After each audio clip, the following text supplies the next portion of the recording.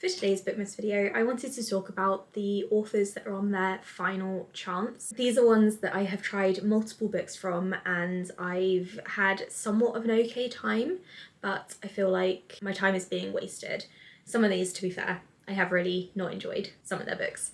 So it's a mixture of like meh authors and authors that have really disappointed me. As I said, they are on their last chance. They have one more book to impress me, and if that doesn't work out, then I'm giving up on them for good. And then after I've gone through this list of 7, I also have 7 authors I have completely given up on who are really quite popular, and I really don't know why. So a really nice cheerful one for Bookmas, really. I don't know why I saved all of my negative videos for the end of the month, but that's just how it happened. Without further ado, here are the authors who are on their last chance. The first one is Paul Tremblay. So my history with this author is that I read A Cabin at the End of the World, or The Cabin at the End of the World, and I loved it. I gave it 5 stars. It absolutely blew my mind. Don't watch the film. If you are thinking about it, I just wouldn't recommend the film. The book was really good. I really enjoyed the questions that it was asking. I liked the intensity of it.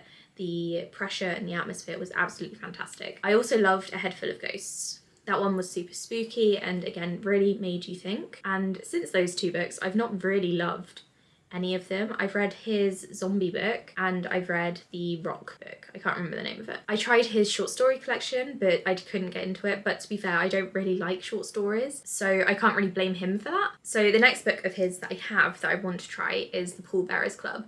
And this is a little bit of an unusual one because it's told partly in letters and handwritten notes, I think, which I do typically enjoy in other books. So this is the last chance Paul Tremblay has to impress me. Otherwise, I'm just gonna have to give up on his books because so far, most of them have been there.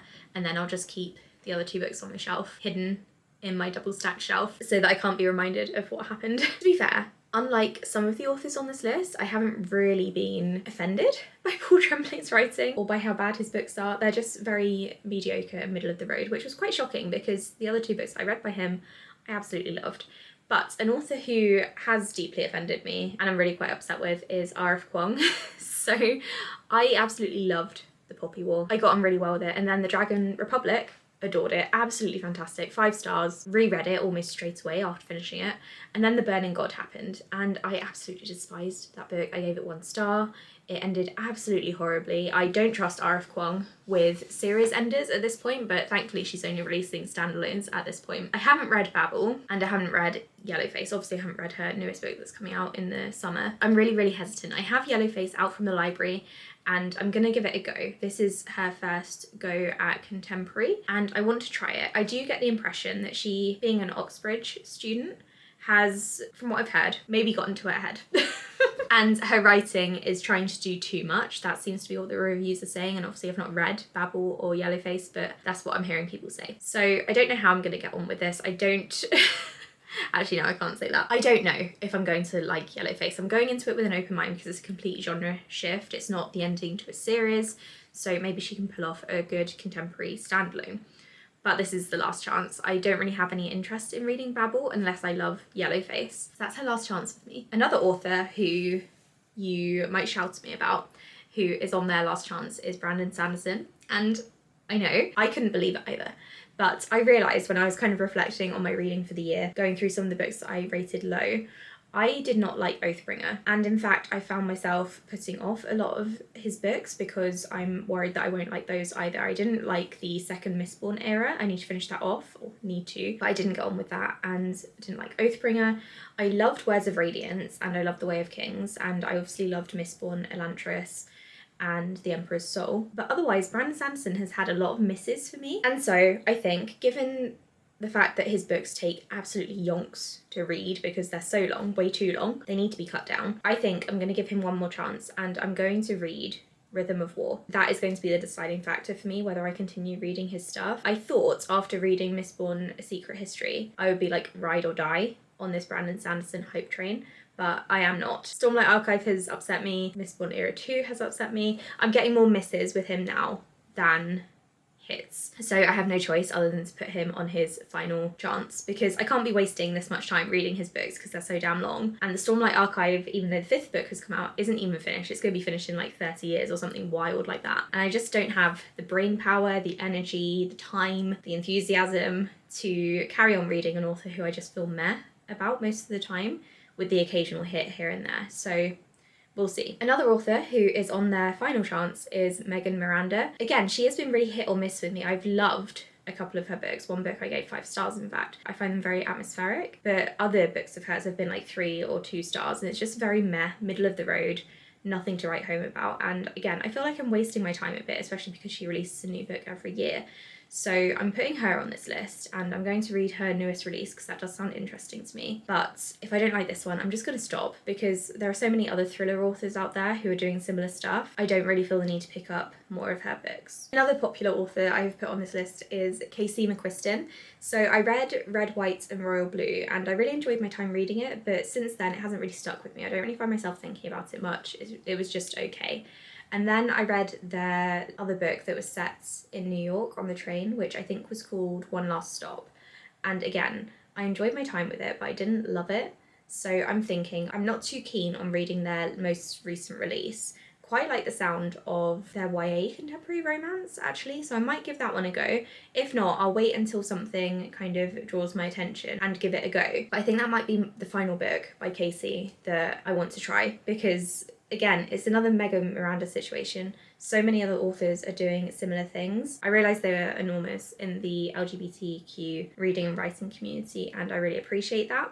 But I do find their books very middling, and so it's not necessarily a waste of my time because I do enjoy my time reading the books. I think there are many other books out there that I could be reading instead. Another author I've put on this list with some hesitation is Blake Crouch. So my story with him is that I read Dark Matter and loved it. I thought it was a really good sci-fi thriller. Really good as in really captivating, really thrilling, which is what it was supposed to be. It's not like a literary masterpiece or anything. And then I read his other book, can't remember the name of it, but I enjoyed that one as well. That was another sci-fi thriller book. And I've been trying other books by him since, and none of them have captivated me.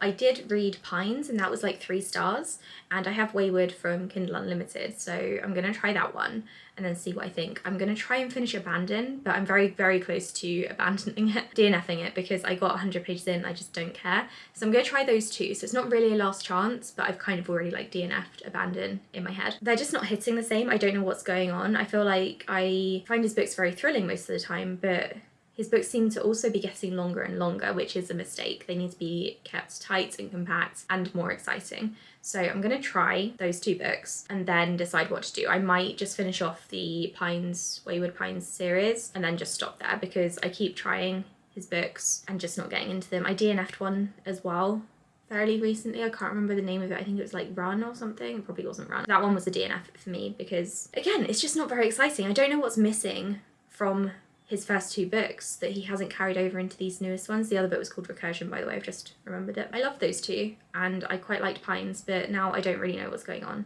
Maybe I've just discovered other authors who I prefer. And then the last one on my last chance list is Simone St. James. So I've read one book by her and I thought it was just all right. That was The Sundown Motel. And then I tried reading Murder Road and I didn't like it. I DNF'd it. It was awful in my opinion. It just wasn't like captivating me. It wasn't very interesting, and again, I just was not invested. So I'm thinking I'll try another one by her. There's I think it's called The Book of Cold Cases that I'd like to try. That one's quite intriguing. So I'm gonna try that, and if I don't like it, I'm just gonna consider Simone St. James a miss for me, because there's no point in keep trying authors who consistently give me 3-star reads.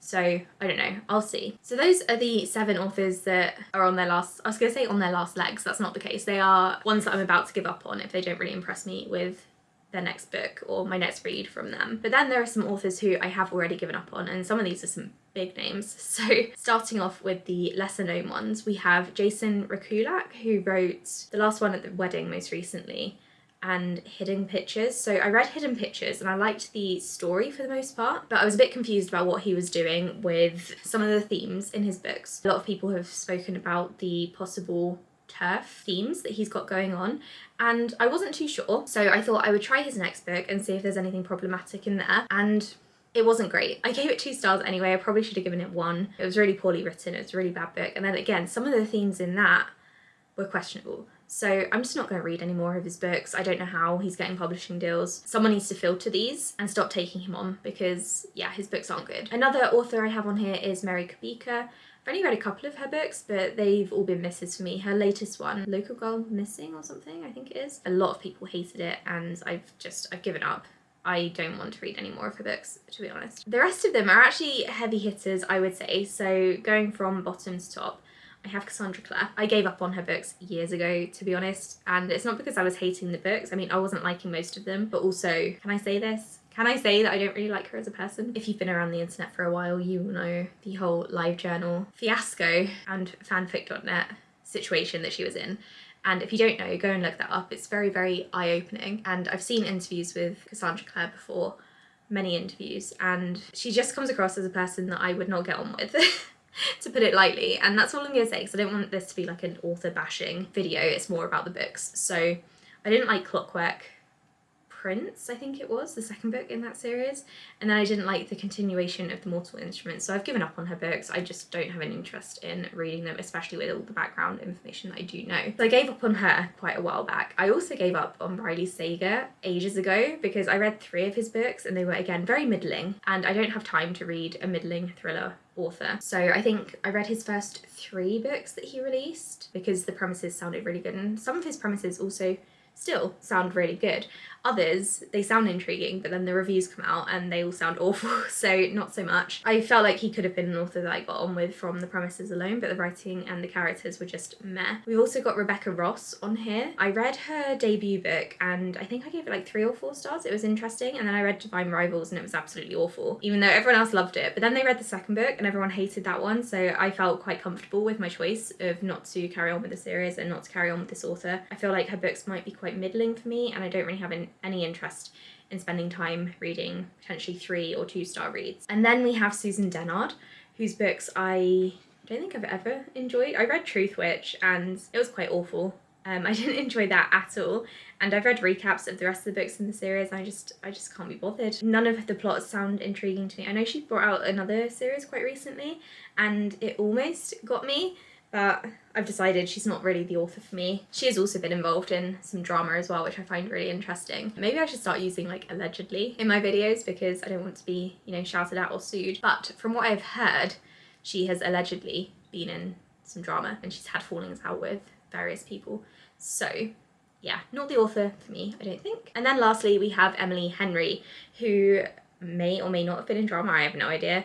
I don't actually know anything about Emily Henry. I just know that I didn't like her first book, Beach Read, her first adult romance book, and I really don't get the hype. I don't know why she's winning the Goodreads Choice Award every year. Beach Read was just meh, 3 stars. And because I didn't really love it, I can't bring myself to read any more of her books because they all sound the same to me and I just don't want to invest the time or the energy into reading them. So no Emily Henry for me unless she goes back to sci-fi. So those are the 14 authors that I have either given up on or I'm about to give up on if they don't do something better with their books. Again, I don't mean for this to be an author bashing video, so don't take it that way.